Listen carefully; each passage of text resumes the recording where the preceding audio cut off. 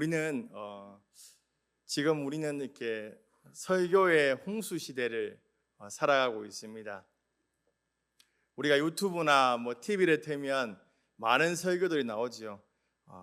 우리 입맛대로 이렇게 설교를 들을 수 있습니다. 유명 설교자들의 그러한 설교를 아무렇지도 않게 우리가 들을 수 있죠. 그런데 그렇게 많은 설교를 접하는 만큼 우리가 경계해야 되는 것이 있죠. 우리가 말씀을 많이 알고 말씀을 많이 들어도 그 말씀이 우리의 삶을 변화시켜야 되는데 그냥 우리의 귀에 듣기 좋은 설교만 들을 때가 참 많다는 것이죠. 정작 말씀 앞에서 순종하는 삶을 살아야 되고 또 그 말씀을 들었다면 공동체 안에서 함께 세상에서 씨름하고 또 싸웠던 것을 함께 나누고 함께 힘을 얻는 그러한 삶을 살아야 함에도 불구하고 그러한 유튜브나 또 TV를 통해서 듣는 말씀을 통해서는 그러한 힘을 얻지 못하게 되죠. 그래서 우리는 좀 경계해야 된다는 것입니다. 더 안타까운 것은 일부 설교자들은 바른 하나님의 말씀보다는 사람들의 인기를 얻기 위해서 사람들이 좋아하는 말들, 그러한 말들을 해서 그러한 설교의 인기를 올린다는 것입니다. 사도 바울은 디모데후서에서 이렇게 경고하고 있습니다.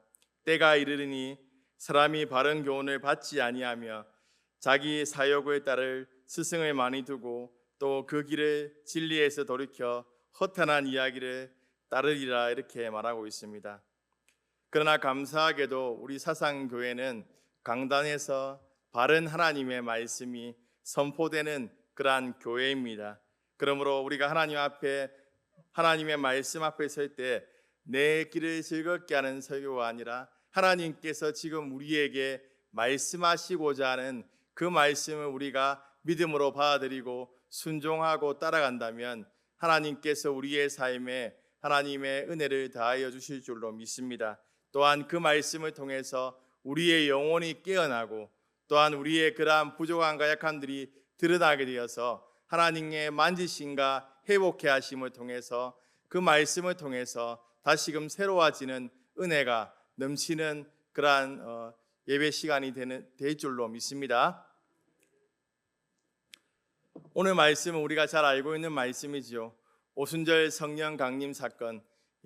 오순절 성령 강림 사건으로 인해서 그러한 초자연적인 역사가 일어나게 되지요. 사람들이 방언으로 말하게 되는데 결국 그 방언으로 말했던 것이 무엇이냐면 하나님의 말씀을 전한 것이지요.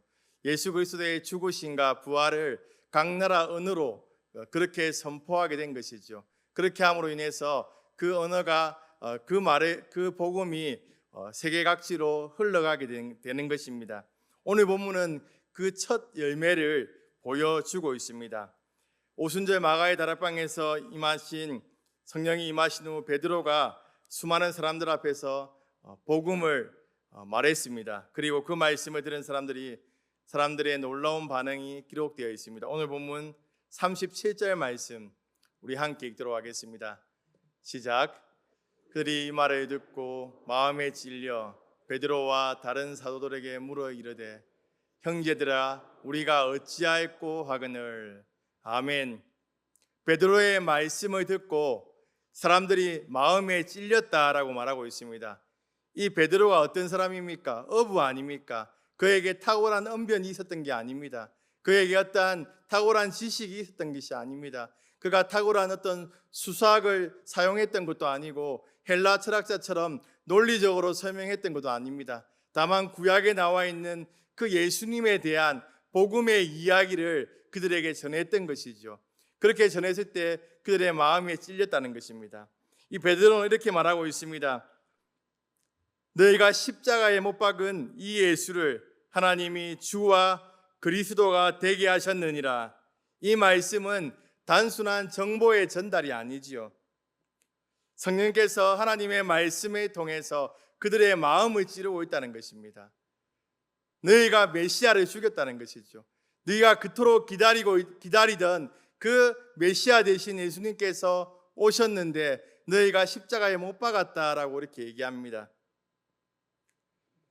그 말을 들었을 때 이들은 핑계대지 않습니다. 다른 사람에게 책임을 돌리지도 않았습니다. 자신의 죄를 합리화하지도 않았습니다. 자신의 죄를 인정하는 것이죠. 마음의 찔림으로 자신의 죄를 인정하고 어떻게 해야 될지, 형제여 우리가 어찌하였고 이렇게 탄식하고 있다는 것입니다. 미국의 한 작은 교회에서 있었던 일입니다. 어느 주일에 아내의 권유로 교회에 어떤 남편분이 교회에 오게 되었습니다. 교회에 와서 말씀을 듣고 있는데 그 목사님의 말씀이 꼭 자기에게 하는 말씀인 것 같은 거예요. 그래서 예배가 끝나고 목사님이 나올 때 목사님한테 이렇게 물었습니다. 저희 아내가 저에 대해서 다 말해줬습니까? 이렇게 물었습니다. 오늘 설교는 제 이야기입니다. 그렇게 묻자 목사님은 아닙니다. 저는 오늘 처음 봤습니다. 이렇게 얘기했습니다. 그 남성은 한참 동안 말을 잊지 못하다가 결국 눈물을 흘리고 자신의 죄를 고백하고 회심하게 되었습니다. 이것이 바로 성령의 역사라는 것이죠. 설교자가 사람의 마음을 꿰뚫는 것이 아닙니다. 성령께서 사람의 마음을 꿰뚫어서 그 마음을 찌른다는 것이죠. 오늘 본문의 예루살렘 백성들도 이 경험을 했습니다. 베드로의 설교를 들은 것이 아니라 성령께서 말씀으로 그들의 마음을 찌를 때 그들이 형제들아 우리가 어찌하였고 그렇게 탄식하고 있다는 것입니다. 여러분은 평소에 어떠한 말씀을 좋아하십니까? 우리를 위로해 주는 말씀, 복 받는다는 말씀, 모든 것이 잘 된다는 말씀에 우리가 은혜 받습니까? 물론 그러한 말씀도 하나님께서 우리에게 주시는 말씀이지요. 그렇지만 우리가 기억해야 되는 것은 하나님의 말씀 앞에서 우리의 마음이 찔리는 것이 은혜라는 것이죠. 하나님의 말씀이 우리의 마음을 찌르는 것이 은혜라는 것입니다. 히브리서 4장 12절 말씀에 보면 하나님의 말씀은 좌우의 날성금이라고 얘기하죠. 그 말씀의 금이 우리의 간절과 고수를 찔러 쪼개고 우리의 마음의 생각을 다 드러낸다라고 말하고 있습니다. 하나님의 말씀 앞에 우리의 마음이 찔리게 되면 우리의 모든 것이 다 드러나게 되지요. 마치 벌거벗은 것처럼 우리의 그러한 모든 우리 안에 수치감들이 들 정도로 모든 것이 다 드러나게 됩니다. 그런데 하나님께서 그렇게 말씀을 통해서 드러내시는 것은 우리를 정죄하고 책망하기 위함이 아니라 우리를 치료하고 회복시키기 위함이죠. 하나님의 말씀을 통해서 우리를 찌르는 것은 우리를 회복시키기 위함입니다.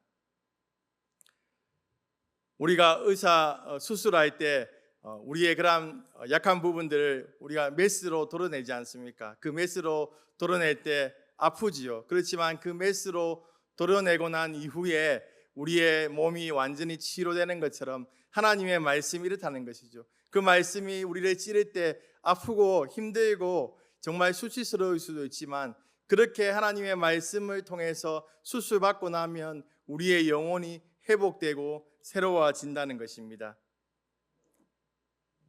그러므로 말씀이 나를 찌를 때 하나님의 눈을 피하지 마십시오. 오늘 목사님이 나를 겨냥해서 말씀하시네라고 그렇게 생각하지 마시고 시험 들지 마시고 설교자들의 음성 뒤에서 내 영혼을 만지시는 분이 바로 성령님이고 하나님이시라는 것을 기억하십시오. 오히려 오순절에 모였던 사람들처럼 하나님 앞에 엎드려 외치시기 바랍니다. 주님, 제가 어찌해야 됩니까?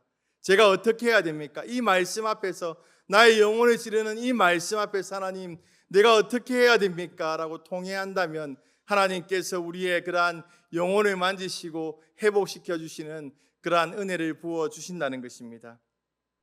사랑하는 사상교회 성도 여러분, 우리 교회가 말씀에만 감동받는 교회가 아니라 말씀에 찔림을 받는 교회가 되기를 소망합니다. 기만 즐거운 설교를 찾는 사람이 아니라 마음이 찔려 회개하고 변화되는 성도님들 되기를 소망합니다. 그곳에 진정한 부흥이 있고 그곳에 성령의 역사가 있고 그곳에 하나님께서 기뻐하시는 교회가 세워지게 된다는 것입니다. 하나님의 말씀을 겸손히 받고 그 말씀 앞에 겸손히 엎드려서 하나님의 말씀에 순종하며 살아가시는 성도님들 되길 주님의 이름으로 축복합니다. 오늘 본문에서 한 가지 중요한 사실을 가르쳐주고 있습니다. 사람을 변화시키는 것은 설교자의 말솜씨나 뛰어난 논리가 아니라 성령님의 역사라는 것이죠. 베드로의 설교를 자세히 살펴보면 화려한 수사나 철학적인 그러한 논쟁이 없습니다. 그는 오직 구약 성경의 근거로 예수님에 대해서 얘기하고 있습니다. 약속하신 메시아를 담대하게 선포했습니다. 그 가운데 성령께서 역사하시니까 사람들의 마음이 찔리게 되고 3,000명이나 되는 사람이 회심하게 됩니다. 사도행전 7장 말씀에 보면 스데반의 설교가 나오고 있습니다. 이 스데반의 설교는 아주 탁월한 설교였습니다. 그 탁월한 설교를 통해서 사람들이 마음에 찔렸습니다. 마음에 찔렸는데 어찌하였고 회심하는 것이 아니라 이를 갈았다라고 얘기하고 있습니다. 그들은 자신의 죄를 인정하며 회개하지 않았습니다. 오히려 분노와 적개심에 가득 차서 스데반을 죽이게 됩니다. 왜 이런 차이가 나타났을까요? 문제는 설교의 수준이나 설교자의 능력에 있지 않습니다. 두 사람 모두 다 성령의 충만한 가운데 하나님의 말씀을 전했다는 것입니다. 또한 두 무리 모두 성령의 역사로 인해서 마음의 찔림을 받았지요. 차이는 말씀을 들은 사람들의 마음에 있습니다. 어떤 사람은 성령의 책망 앞에서 자신을 낮추고 회개했지만 어떤 사람은 그 말씀을 거부했다는 것입니다. 더 완악해졌다는 것입니다. 사실 이것은 이미 구약에서 하나님께서 약속하신 새 언약의 역사입니다. 에스겔 36장 26절로 27절 말씀에 보면 이렇게 말씀하고 있습니다. 또 새 영을 너희 속에 두고 새 마음을 너희에게 주되 너희 육신에서 굳은 마음을 제거하고 부드러운 마음을 줄 것이며 또 내 영을 너희 속에 두어 너희로 내 율례를 행하게 하리니. 아멘. 인간은 스스로 굳은 마음을 바꿀 수가 없지요. 성령 하나님께서 우리의 굳은 마음을 부드러운 마음으로 변화시켜 주어야지 우리가 하나님의 말씀을 받을 수 있고 그 말씀에 순종할 수 있다는 것입니다. 베드로의 설교를 들은 3,000명에게 바로 이 에스겔에게 허락한 그 예언이 성취된 것이지요. 성령께서 그들의 돌 같은 마음을 부드러운 마음으로 변화시켜 주셔서 그들의 마음의 찔림을 받을 때 그들이 하나님의 말씀을 받고 변화되고 회심하게 되었다는 것입니다. 반대로 스데반 앞에 있었던 사람들은 성령의 책망을 끝까지 거부했습니다. 하나님의 말씀은 사람의 마음을 드러내는 거울입니다. 같은 말씀을 들어도 성령께 순종한 사람은 생명을 얻고 성령을 거역하는 사람은 더욱 완악해질 뿐입니다. 영국의 유명한 설교자 찰스 스펄전 목사님이 한 청년이 찾아와 이렇게 말했습니다. 목사님, 저는 성경을 수도 없이 읽었고 성경을 많이 들었습니다. 그런데 왜 제 삶은 변하지 않는 것입니까? 스펄전은 잠시 미소를 지으며 되물었습니다. 청년, 성경을 읽었습니까? 아니면 성경이 당신을 읽도록 내어드렸습니까? 청년은 그 말을 의미를 이해하지 못했습니다. 그러자 스펄전은 다시 말했습니다. 우리는 종종 하나님의 말씀을 지식으로만 읽습니다. 그러나 성령께서 역사하시면 말씀이 우리를 읽기 시작합니다. 말씀이 우리의 죄를 드러내고 우리의 교만을 깨트리고 우리의 숨겨진 마음을 비추기 때문입니다. 그때 비로소 변화가 일어납니다 라고 말했답니다. 오늘 본문의 예루살렘 백성들이 바로 그 경험을 했습니다. 그들은 단순히 베드로의 설교를 들은 것이 아니었죠. 성령께서 말씀을 통해 그들의 마음을 비추시자 우리가 어찌할꼬라고 외칠 수밖에 없었습니다. 오늘 우리도 마찬가지입니다. 예배를 마치고 설교를 잘 들었다에 끝나는 것이 아니라 하나님께서 오늘 나에게 무엇을 말씀하셨는가를 우리는 곰곰이 생각해야 된다는 것입니다. 그때 말씀이 우리의 삶을 변화시키는 능력이 된다는 것입니다. 사람을 변화시키는 것은 감동적인 하술도 뛰어난 논리도 세련된 표현도 아닙니다. 하나님의 말씀 위에 역사하시는 성령님의 능력이라는 것입니다. 그러므로 설교자는 성령을 의지하여 말씀을 전해야 되고, 성도도 늘 성령님을 의지하면서 성령께서 우리의 마음 가운데 역사하시고 하나님의 말씀을 깨닫도록 우리는 기도해야 된다는 것입니다. 설교를 마치고 내려오면서 속으로 저도 목회하면서 이런 경험을 하게 됩니다. 설교를 하고 마치고 내려오면서 한 번씩 오늘 설교는 죽을 썼다라고 생각하고 내려왔는데 성도님들이 은혜 받았습니다, 저에게 하는 말씀입니다 라고 할 때가 있다는 것이죠. 그때 나는 부족해도 하나님께서 부족한 나를 통해서 일하시는구나 라고 생각하게 됩니다. 내가 잘했다고 생각해도 내려왔을 때 영 반응이 또 다를 때가 있습니다. 성령께서 설교자를 통해서 역사하시면 그것이 능력이 되고 성도들의 그런 마음을 움직이고 또 하나님의 말씀으로 변화되게 된다는 것입니다. 그러므로 우리의 예배의 태도가 달라져야 합니다. 오늘 설교가 어떠했다, 오늘 은혜가 되고 안 되고가 아니라 평가하는 사람이 되어서는 안 되는 것이죠.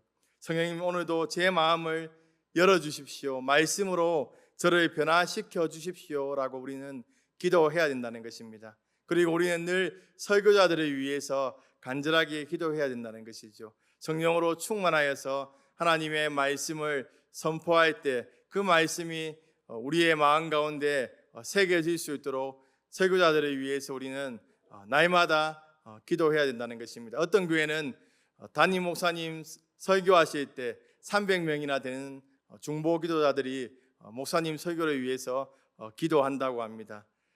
그렇게 기도할 때 그 말씀 가운데 역사들이 나타난다는 것이죠. 담임 목사님과 우리 교회도 이런 교회가 되기를 소망합니다. 담임 목사님과 모든 교역자들이 강단에 설 때마다 성도들이 함께 기도로 동행하는 교회가 되었으면 좋겠습니다. 하나님, 우리 목사님께 성령의 충만함을 허락하여 주시옵소서.